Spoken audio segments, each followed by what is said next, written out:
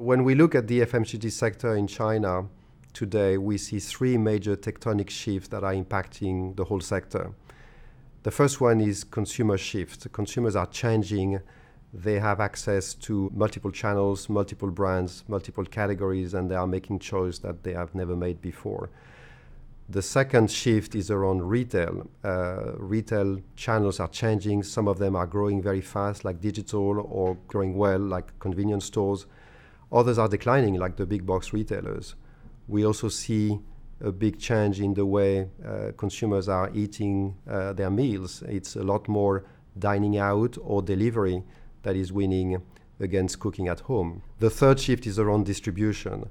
The way companies used to ship their products from their factories to their mom and pop shops around the country is old and antiquated. It has been based on multiple tiers of distributors, and that has to change as well.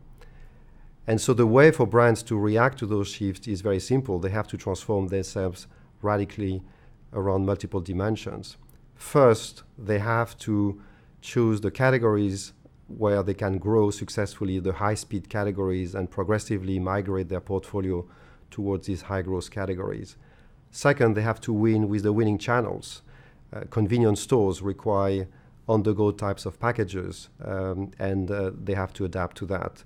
The online channels requires very specific consumer data to be successful and get the best return on the marketing investments and the online investment that brands are making.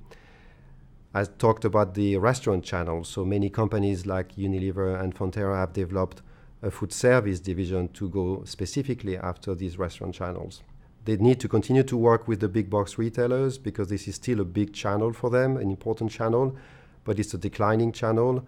And so they need to adapt, in particular, the resources that they deploy in this channel so they get a big return on those investments as well.